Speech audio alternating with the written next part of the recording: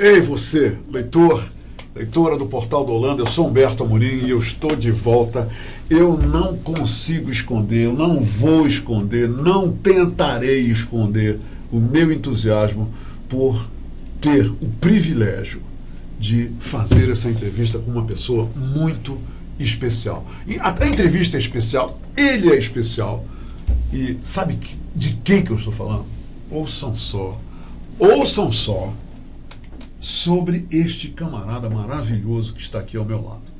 Ele é o ultramaratonista Carlos Dias, que ele é o primeiro sul-americano a percorrer os 4 desertos mais extremos do planeta Terra.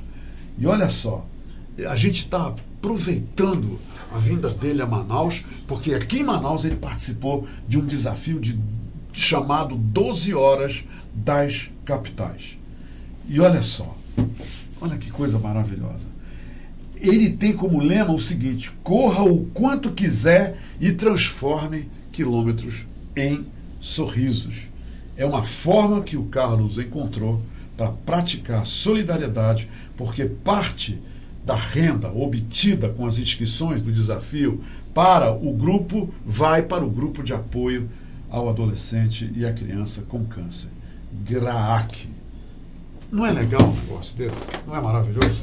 Agora, nós vamos descobrir, aproveitando essa vinda, essa passagem tão rápida dele por Manaus, para saber tudo que a gente puder sobre a vida de uma pessoa, de um ser humano exemplar.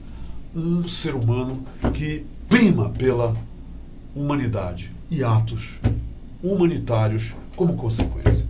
Carlos Dias, seja bem-vindo à Hora do H. Aqui, se você quiser fazer H, você veio para o lugar certo, aqui na Hora do H. Seja muito bem-vindo, Carlos. Obrigado por ter vindo, atendendo aqui a nossa demanda de aparecer aqui para conversar com a gente. Agradeço muito, é uma honra estar aqui. Prazer enorme te conhecer, Humberto. Que ser humano, hein? Que ser humano. Alguns minutos conversando com você, já virei fã. Olha, que então, eu também, conversando com você. Um cara que transforma quilômetros em sorrisos. Eu nunca tinha conhecido um cara assim. Então você é um cara especial por isso. Carlos, como é que surgiu essa história de você se tornar um ultramaratonista? Traduz isso pra gente. Tem milhares de pessoas que estão te vendo aí, curiosas. Ultramaratonista, o que será isso? A palavra está com você. Bom, primeiro, ultramaratonista, né? É aquele atleta ou aquela modalidade que ultrapassa os tradicionais 42 quilômetros, 195 metros da maratona. A maratona tem 42 quilômetros. Tem 42 quilômetros e 195 metros. Então, tudo que ultrapassar essa distância é considerado ultramaratona. Eu sou especializado em provas de 250 quilômetros em lugares extremos, ambientes como gelo, montanha, selva, desertos. Então, nesses 26 anos que eu corro, eu passei por pelo menos 14 ambientes extremos. E isso tudo me trouxe muitos ensinamentos, né? E um olhar para o mundo de uma forma muito diferenciada, porque ter a oportunidade de ir para um lugar mais gelado do mundo, que nem a Antártida, ou um lugar mais quente, como o Saara, ou correr lá a 6 mil metros de altura no Nepal, e ter contato não só com a natureza pura, né? Ter contato com o povo local que está ali convivendo naqueles lugares. A cultura desses povos e tudo mais. Agora me diz uma coisa, todos esses lugares que você mencionou agora, eu sei que a gente vai conversar sobre outros. Você correu nesse lugar? Você está fazendo isso tudo correndo, Isso, correndo, andando, dando risada, cantando. Olha só. Sendo realmente o protagonista da minha história, né? Com as minhas próprias pernas, visitar lugares que muitas vezes o ser humano achava impossível, ou não tem a coragem de ir se expor, né, e correr o risco. Com medo, né? Quer dizer, o medo às vezes deixa a pessoa bloqueada e ela não toma a coragem de pegar uma escada em frente àquele paredão que o medo causa. E subir degrau por degrau e olhar que além daquele paredão tem experiências extraordinárias, tem seres humanos extraordinários, tem uma natureza que está te esperando para você experimentar. Então eu não quis ficar no status quo, eu não quis só vivenciar o padrão, eu quis fazer da minha vida uma vida de experiência intensa, verdadeira, plena. E passados 26 anos dentro do esporte, eu só tenho que agradecer. E como é que você começou a correr, esse projeto de correr em ambientes extremos? Como é que pintou essa ideia? Pronto, amanhã, a partir de amanhã eu vou fazer isso. Como é que isso aconteceu, Carlos? Veio de forma natural, eu sempre pratiquei esportes. Nasci em São Bernardo do Campo e... Em São Bernardo do Campo... São Bernardo do Campo é no interior de São Paulo, né? A grande São Paulo, no ABC Paulista, né? Área industrial, tem as grandes montadoras, né, que ficam ali. Eu cresci jogando bola, futebol nos campos de terra de São Bernardo do Campo e depois fazendo outros esportes como vôlei, handebol, ciclismo, né? Assim, tudo na rua, ali com os amigos de na rua, escola, desde a escola, né, da educação física, e na rua, e brincando. Eu morava e moro ainda numa rua sem saída. Então naquela rua sem saída a gente desenvolveu várias brincadeiras. Que legal. E eu sempre brinco que eu falo da rua sem saída, eu encontrei diversas saídas e conheci o mundo todo, né? Olha que analogia maravilhosa. Foi mais de 80 países até agora. Você já passou por conta do esporte. Mais de 80 países. Assim, sempre levado pelo esporte, sempre levado por esse ideal de correr nesses lugares, sim, conhecer as pessoas e desvendar as suas culturas. Isso. Então, veio de forma natural. Eu comecei a correr com 20 anos de idade, prova de 5 quilômetros, depois fui experimentando provas maiores, como 10 quilômetros, 15 quilômetros, que é a distância da São Silvestre. Todo mundo conhece bastante a São Silvestre, mas muita gente pensa que ela é maratona. É uma corrida. É uma corrida. 15 quilômetros. Você já correu a São Silvestre? Já, mais de 12 vezes, né? Olha só. E é uma festa bem festiva, tradicional. Sim. E, assim, ela tem 15 quilômetros. Então, eu corri várias provas de 15, depois meia maratona, você que era 21. Você foi aumentando, né? Naturalmente. Naturalmente. Agora, e sim, o preparo físico? Como é que isso aconteceu? Houve, em determinadas ocasiões, a necessidade de você intensificar o preparo físico para justamente juntar isso ao desafio da nova corrida, da nova modalidade? Eu sempre falo que é que nem uma criança. A criança não... Ela apenas brinca. Ela simplesmente brinca. Se ela tem que pular, ela pula. Se ela tem que rodar, ela roda. Ela não faz um treinamento para brincar. Ela brinca. Então, se a gente levar a nossa vida com o formato que a criança tem, que ela se joga, ela está sempre na linha tênue do perigo, né? Sim, ela aceita o risco. Só que ela aceita aquela expressão que a criança cega a gente, né? Sim. Porque qualquer coisa ela já pulou, já fez. Então a gente vai perdendo a nossa criança, vai perdendo um pouco essa espontaneidade, né? Essa flexibilidade que a criança tem. Uma criança não se alonga para sair correndo no quintal. Ela não se alonga para dar um giro. Verdade. A gente pra se jogar alonga. Uma pelada, a criança não o tem moleque isso. Eu sempre joguei bola, joguei vôlei, nunca precisei de me alongar. E eu trago até hoje, eu tenho 46 anos de idade, eu trago mais ou menos essa filosofia comigo. E não só isso, você aplica essa filosofia? Eu aplico todos os dias da minha vida, na prática. Não é só na mente e ficar lá na mente. Eu tenho que viver. Então, quer dizer que você não frequenta academia, você não passa por todos esses sim, treinos? Sim, eu tenho treinamento, mas no início, né, que nem eu, não mudou tanto assim a minha preparação. Quando eu comecei a correr, não existia assessoria de corrida, não existia revistas, não tinha coach. Não tinha o coach, não tinha revistas com conteúdo, não tinha sites com conteúdo. Os sites que tinham na época era de resultado. Por exemplo, você se inscrevia para correr a própria São Silvestre e 15 dias depois você ia lá numa revista que era Contra-Relógio, que era uma das revistas mais antigas do Brasil de corrida, ia lá, comprava a revista na banca e tinha lá, se correu 10 mil pessoas, você ia lá e achava o seu nominho lá. Eu fiquei no número 9 mil. Então não tinha um conteúdo falando, olha, como você vai treinar mentalmente, fisicamente, a comer a nutrição e tal. você perguntava para outras pessoas. Você aprendeu fazendo. Eu aprendi fazendo, errando e acertando, e vivendo de verdade. E assim, de verdade, um sentimento de amor àquilo que eu estava fazendo. Sem dúvida. É uma paixão. Eu não entro em algo... É uma grande paixão, né? É uma paixão. Fazer isso. E por ser uma paixão, eu não vejo isso como sofrimento, não vejo isso como algo que é obrigatório. Sacrifício, nada disso. No dia que eu tiver que fazer algo que seja obrigatório, eu não vou estar feliz comigo. E eu não vou gerar felicidade para ninguém. Essa é a minha filosofia. Eu tenho que estar feliz primeiro aqui comigo. E através dessa minha conversa interna, né, intrapessoal, ser verdadeira, eu vou trazer verdade para as pessoas, vou trazer felicidade para todo mundo. E eu vou respeitar o outro também. Muito legal. Então eu vim nessa filosofia e encontrei meu treinador na quarta ou na quinta prova, que eu já estava correndo maratona, espontaneamente. Já tinha passado na casca do óleo, né? Quando Já encontrou tinha o treinador. corrido 21 quilômetros, já tinha corrido algumas maratonas. Aí eu estava em Florianópolis, correndo a maratona de Florianópolis, faltando assim 3 quilômetros para terminar. Estava lá o meu treinador com um copinho de refrigerante e um pão francês, coisa simples. E falou, você vai... Eu já estava meio cansado. Ele falou, você vai chegar. Ele nunca tinha me visto na vida. Você vai chegar, não desiste, levanta a cabeça, baixa o braço e tal. E você já correu estava até o final. Entregando, né? De tanto cansaço. E ele foi até o final comigo. A partir daquele momento, se tornamos amigos. E ele se transformou no principal mentor da minha vida. Então, eu tenho 26 anos de carreira, ele tem pelo menos 24 anos comigo. Puxa vida. E é uma pessoa que eu tenho uma gratidão enorme, porque não teve aquele contrato, eu sou seu treinador. Entendi. Né?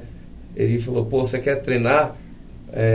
Vem treinar comigo. Mas você desenvolveu muito com as orientações dele, não é? Sim, Devido a essas orientações.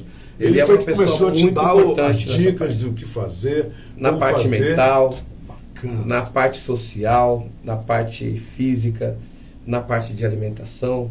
Que nem ele é uma pessoa que Todo é formada corredor precisa de um aconselhamento Sim, temos que ter um especialista, né, junto com a gente. Tem que ter, não é? É importantíssimo, porque ninguém faz nada, ninguém constrói, nenhum setor da vida constrói nada sozinho. Ninguém é bom sozinho. Não, nós achamos que quando completamos 18 anos, a gente fala assim, eu vou ser independente, né? Eu vou sair de depender mais de casa, ninguém, eu vou pegar minha mochila, eu vou pro mundo, eu vou ter um carro, aquela coisa toda, não é mais ou menos esse pensamento. Ou tem um outro pensamento que a pessoa não quer, eu não quero ser dependente de ninguém. Então tem os dois extremos, né? E ser independente e ser dependente são dois extremos. E aí tem o caminho do meio, que é você ter sucesso, você tem que ter interdependência. O meu conhecimento é importante para você, assim como o seu conhecimento é importante para mim. O que é muito difícil para mim pode ser muito fácil para você. O que é muito difícil para você pode ser muito fácil para mim. Vamos juntar força e vamos construir uma jornada. Então é assim que eu construí toda a minha carreira, nunca sozinho. Sempre respeitando o conhecimento de todas as pessoas que chegou perto, né, para estar me apertando minha mão. E isso a gente vai vivendo experiências extraordinárias. Qual foi cita, por favor, os lugares mais extremos nos quais você correu? Por exemplo, você já mencionou o deserto do Saara, né? Sim. Como é que foi? Divide isso com a gente um pouquinho. Correr no deserto do Saara, lá no deserto do Atacama, lá no Kalahari você não chegou ainda não, né? Falta o Kalahari lá na África. Kalahari não, eu já fui para o deserto do Quênia. Eu fiz alguns desertos, do Arizona, do Quênia, do Utah, o deserto do Atacama, o deserto do Saara, o deserto da Jordânia. E quantos quilômetros você correu em cada deserto desse? Eu estou curioso sobre o Saara. Como no Saara você correu? São 250 você quilômetros. Correu 250 quilômetros? Tem uma organização mundial que chama-se Race the Plant, que são especialistas em provas extremas. Então, eles levam atletas de várias partes do mundo. Então, você corre com outros atletas, né? Nesses ambientes, sim. Então, são as provas que normalmente é inédita e aqueles atletas não entraram ainda naquele ambiente. Entendi. Então, eles sempre fazem provas inéditas. Mesmo que se passa no Saara, se repetir no outro ano, não é no mesmo lugar do Saara. São mais de 5 mil quilômetros de deserto.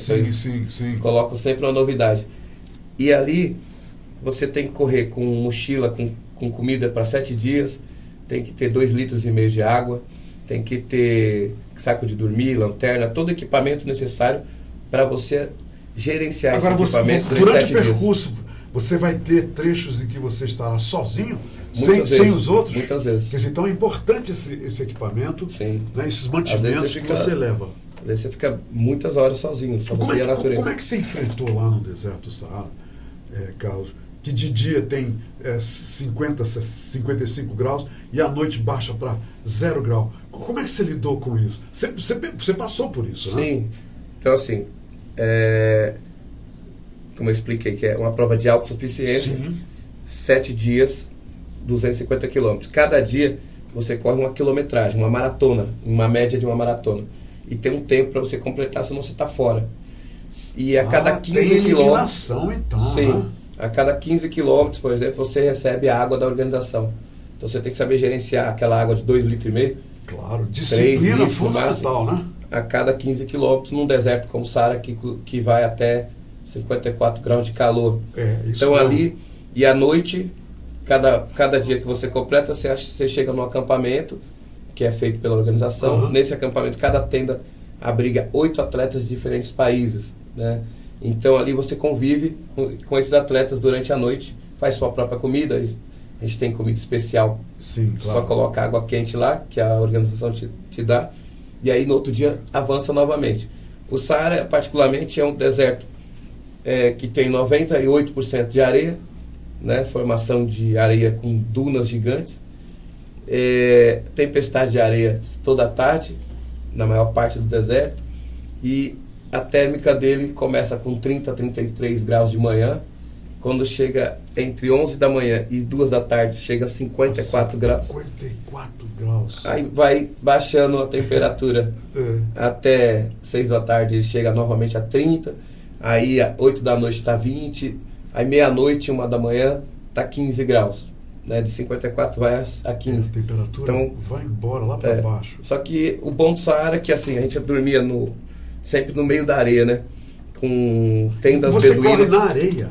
Lá é areia. Você corre pisando, não é um caminho, uma trilha preparada no deserto. Vocês pisam na areia. A natureza pura e crua. Não tem nada preparado. Quer dizer, você precisa de um preparo físico. É correr na areia. Eu não consigo correr na praia de Copacabana, imagina. E não é só na areia plana, né? Você pega dunas que tem do tamanho de prédio de 10, 12 andares.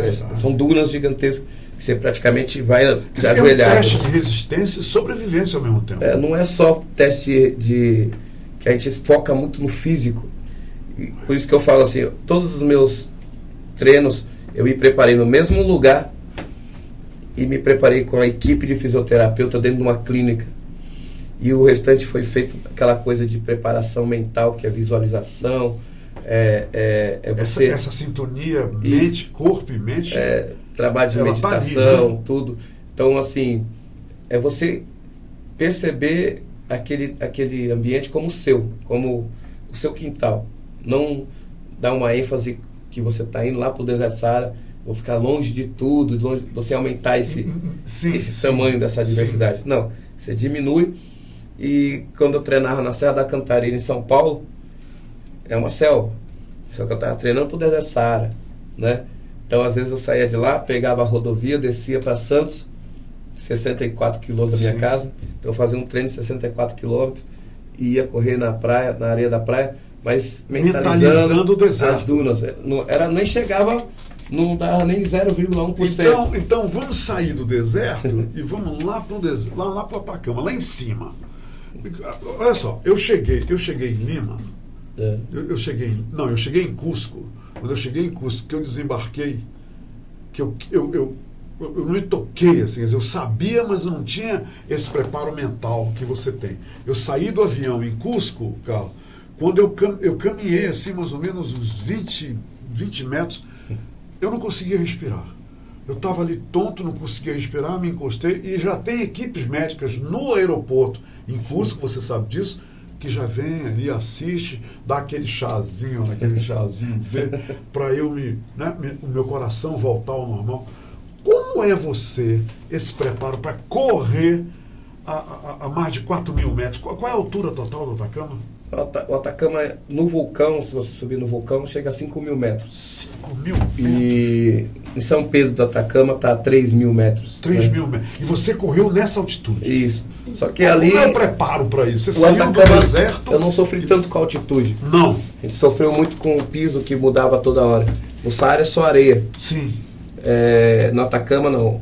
O sal, você vai encontrar ele de todos os formatos. Então você vai encontrar ele em pasta, em areia, ele cristalizado, como se fosse um vidro. Sim. Né? E o salar... Um vidro cortante, né? Cortante, pontiagudo. Então você encontra todos os tipos de terreno. E isso para adaptação da sua passada. E lá ali, no Atacama também as equipes do mundo inteiro participando do mesmo evento. Sempre uma prova mundial. Sempre uma prova mundial. Não sou o Carlos que foi lá. Sim, não. entendi. É uma prova muito arriscada. São 7 dias. Passando sempre por lugares mais isolados. Né? Sempre 7 dias. Então você vai passar sempre pelos lugares mais isolados. Que vai te oferecer todo tipo de dificuldade. E aí você que vai ter que mostrar capacidade de saber avançar sem sucumbir, sem ter uma lesão. Muitos sem são eliminados, hein, Carlos? Muitos são eliminados? Cerca de 30%. 30%. Porque são atletas muito preparados. Não conseguem, né? Concluir os 7 dias. São atletas muito preparados. Então 30% não é nada em relação ao tamanho do desafio. Porque são atletas muito preparados. A pessoa que está iniciando, ela normalmente não é aceita, porque ela tem que ter algumas provas anteriores a isso para ser aceita pelo corpo médico e organização. Você não é aceito sempre, vou lá fazer. Não. Não é assim não, né? Você vai ser avaliado o seu currículo. É quase uma seleção como se fosse numa empresa, né? Vai avaliar seu currículo e ver se você está apto para exame médicos, tudo. E mesmo aprovando, no dia que você chega no país, tem mais um check-up médico, um cheque médico da prova, mas é o final, antes de ir para o deserto, para ver se de repente você não está com uma doença, está debilitado, e aí eles aprovam ou não. Eu estou curioso, você mencionou o deserto no estado de Utah, nos Estados Unidos. Sim. Me diz uma coisa, aquelas paisagens lá são fantásticas ali no Utah. Agora como tem se fosse Marte, né? Não é? Agora Sim. me diz uma coisa, agora o clima seco, como é que você correu ali eu estou tentando te imaginar, parece que está em Marte, né? Você ali naquele deserto, Sim. Utah. Como foi isso, essa experiência? A gente coloca tanta ênfase, né, na amplitude do local, que às vezes a gente fala assim, eu não sou capaz de estar ali. Eu já faço uma leitura totalmente inversa. Ao contrário, né? No Saara, eu falei, se o beduíno anda lá, eu posso andar lá. Né? E como Sim. que o beduíno come? Como que o beduíno dorme? Então o beduíno, as tendas do beduíno não tem teto.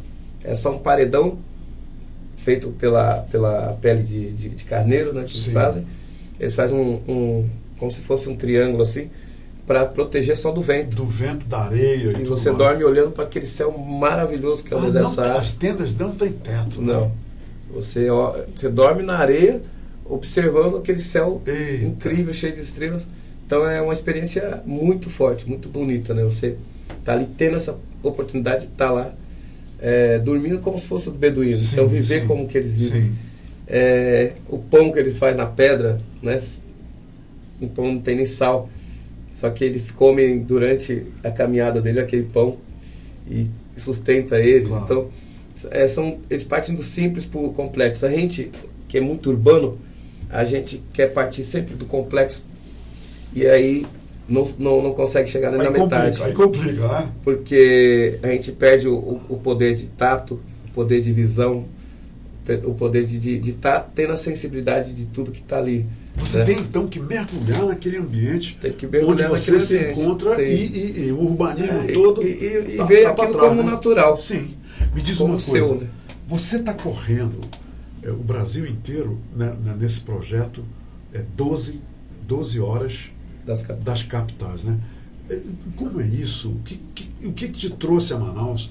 E outra coisa, que ligação é essa que me comoveu, que me tocou muito em relação às crianças que estão enfrentando o câncer e que há um viés justamente envolvido no projeto para ajudar essas crianças.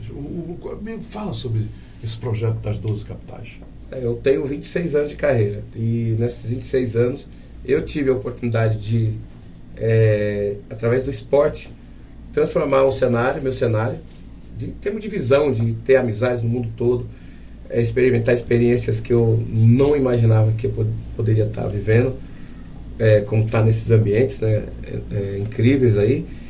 E chegou um momento que não é só a medalha, eu sou o recorde.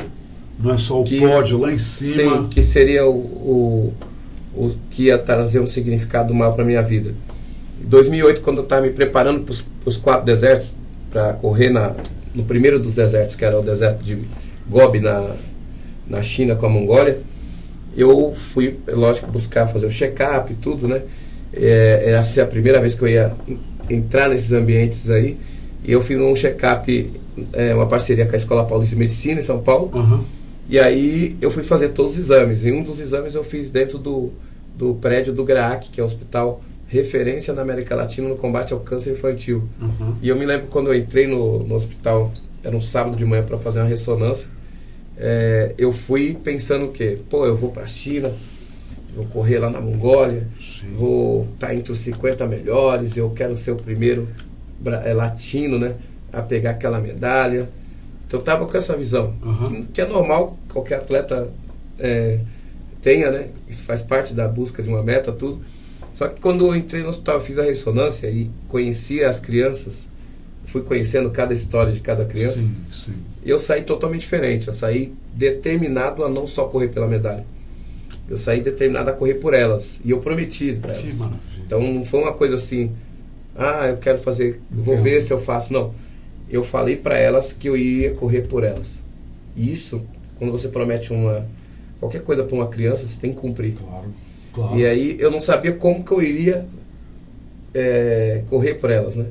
Que assim, eu queria ser um voluntário, mas como que eu ia ser voluntário, né? Como eu ia usar aquilo que eu mais amo, que é correr, para ajudar.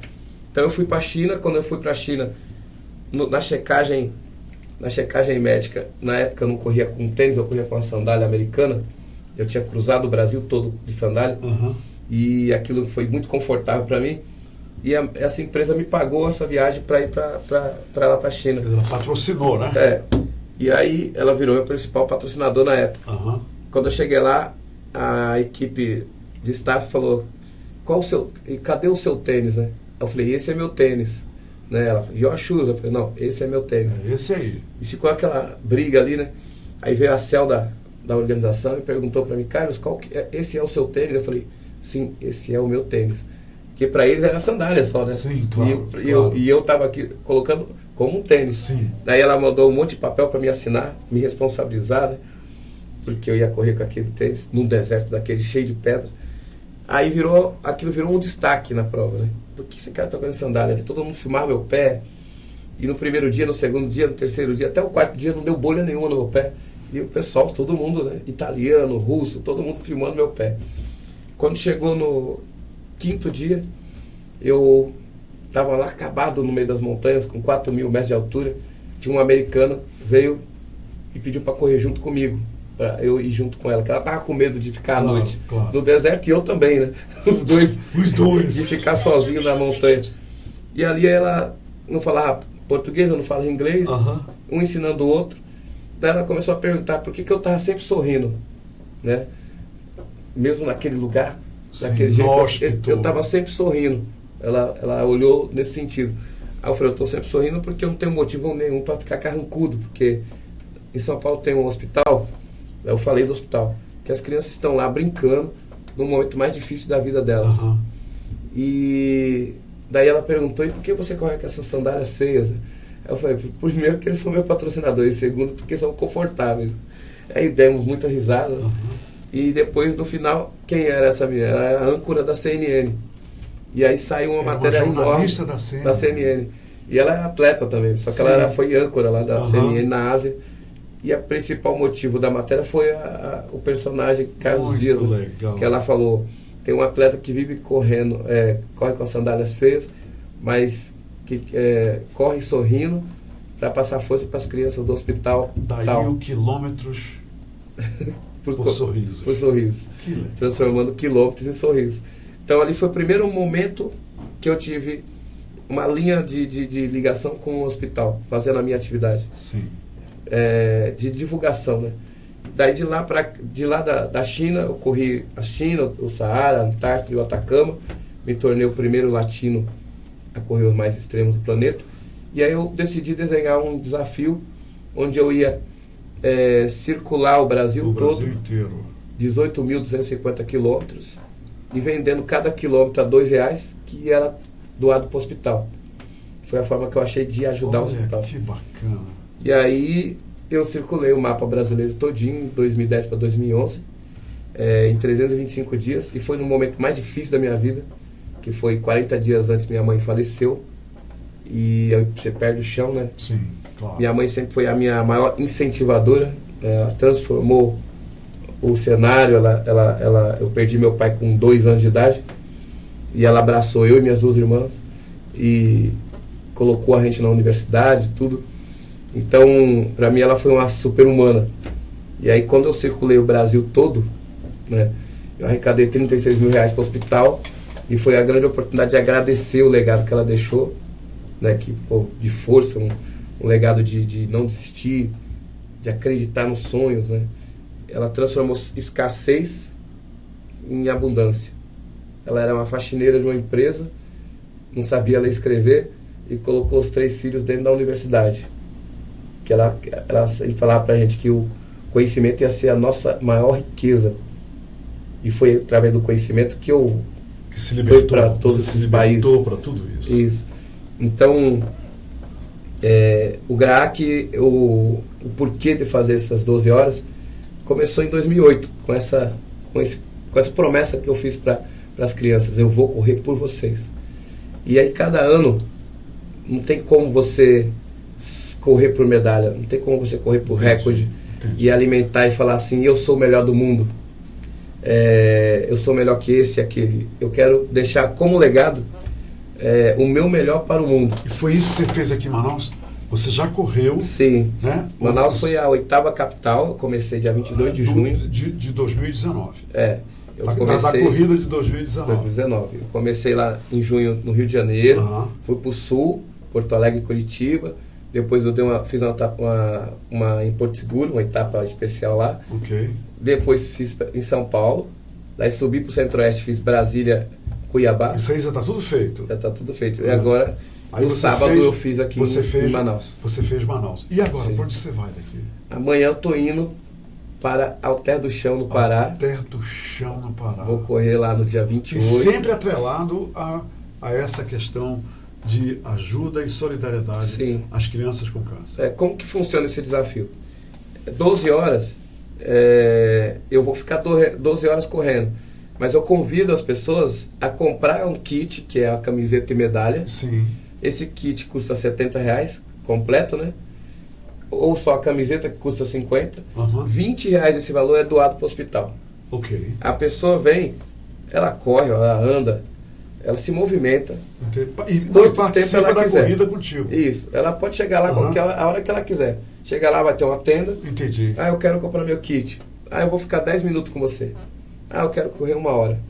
E nessa brincadeira toda, nas 12 horas, as pessoas se juntam e começa a ter uma conexão bacana. Porque como foi aqui é um bate-papo. Foi legal? Foi muito gostoso, pessoal. Não tive uma participação grande. Nós estamos mostrando um garotinho aqui em Manaus. O Paulo está mostrando agora. Quem é esse menino aí? Ele é o Gabriel. Gabriel. O Gabriel, em 2017, eu vim correr nessa mesma função, mas foram 24 horas. Eu corri em todas as capitais. E ele tinha visto o meu documentário do Stan Lee, no History. E ele pegou e veio e falou: Carlos, eu quero tirar uma foto com você, eu sou seu fã. E a mãe dele veio e falou que ele tinha vencido a leucemia. Então eu fiquei muito feliz, emocionado. E agora eu volto de novo ver o Gabriel e ele está com a leucemia. Ela voltou a incomodar. Então ele é um guerreiro, né? Sim. Ele passa uma energia. Ele está com 12 anos, se eu não me engano. Dá para sentir que é isso mesmo. E a mãe e o pai dele foram lá no início na hora de fazer a largada, né? Sim. Porque ele não pode ficar correndo também. Sim, claro. Ele fez o início da largada comigo um pouquinho. E ele vai para São Paulo, né? Para se tratar. E a mensagem que eu deixo pro Gabriel é que ele vai vencer. Vai. Que eu tô aqui seguindo aqui na jornada incansavelmente, né? Mandando mensagem, mandando energia para que ele vença. E a mãe dele e o pai dele não desistam, né? Não pode. Acreditem, né? É isso mesmo. Então eu sempre falo assim, a frase que minha mãe me passava, né? Muita luz na sua trilha. Então eu desejo muita luz na trilha do Gabriel. Eu sou um fãzaço dele. Bacana. E vai dar tudo certo, né? De Santarém, né, lá em Alter do Chão, você vai para onde? Aí dia 5 de outubro eu corro em Belém. Em Belém. Depois eu desço para São Luís. Dia das Crianças eu corro lá em São Luís. Dia 12 de outubro, né? Depois eu vou para Teresina. Eu vou descendo. Vai Teresina. descendo. Vai embora. Fortaleza.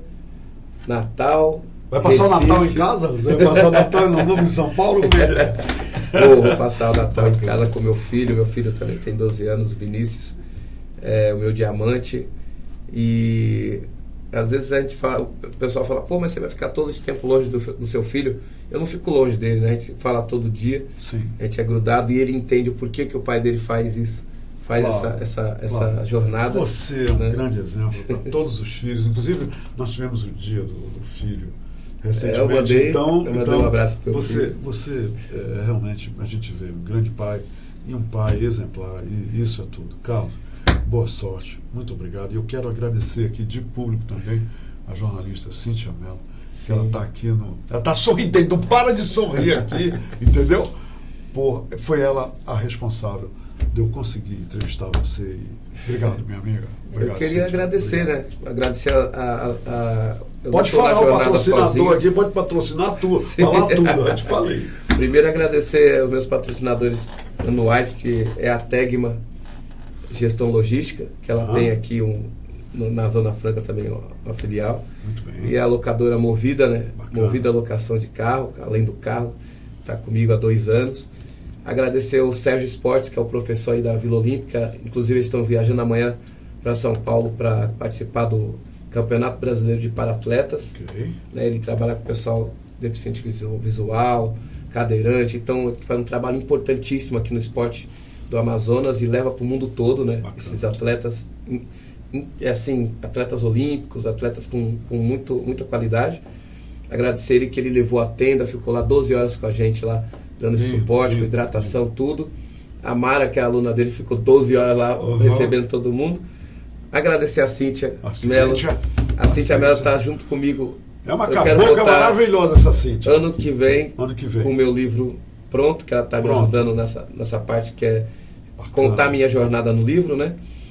E agradecer a todos os participantes aqui de Manaus, os amigos que eu conquistei aqui. A 10ª vez que eu venho para Manaus, eu sou assim, muito grato. Né? Comeu jaraqui, tá lascado. Agradecer a todos os manauaras pelo carinho que me recebem sempre quando eu chego aqui. Acaba bom esse Carlos Dias. Falar para o pessoal seguir, né, nas redes sociais lá, quem quiser acompanhar a jornada. É Carlos Dias Ultra no Instagram. No Instagram, no né? YouTube também. Carlos Dias Ultra. Ok. Isso. Eu vou te seguir. Daqui a pouco, acabar a entrevista, eu vou começar a seguir. Tá, Cíntia? Tu não me segue, Cíntia, mas eu vou seguir o Carlos. Tá? Pronto. Gente, obrigado pela companhia. Aplausos para ele. Ele merece todos eles. Obrigado. Eu sempre tive o sonho de fazer diferença no esporte.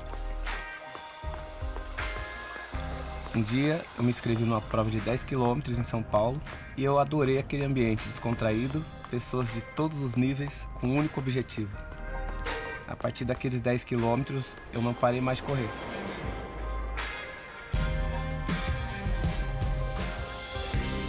Eu corri na Antártida, que é o lugar mais frio do mundo, o deserto de Gobi, na China, que é o mais úmido, e o deserto do Atacama, que é o mais seco. Tudo isso em menos de 1 ano. Em 25 anos, eu corri 140 mil quilômetros. E até o final do ano, eu vou ter completado 145 mil quilômetros, o equivalente a 3 voltas e meia no planeta Terra. Eu sempre pergunto para todo mundo o que você vai levar dentro da sua mochila para atravessar o seu deserto, para subir a sua montanha, desbravar a sua floresta ou para atravessar um país inteiro. O que você vai levar? Eu levo foco, respeito, entusiasmo, fé, amizade, determinação. Quando eu corro, eu sinto que eu amplio as possibilidades de ir além do adverso. Eu sinto que com a corrida eu realmente sou o protagonista da minha jornada. A corrida me faz muito leve, muito pleno. Mexe não só com o meu físico, mas mexe com a minha alma. Só vou parar de correr quando eu parar de respirar.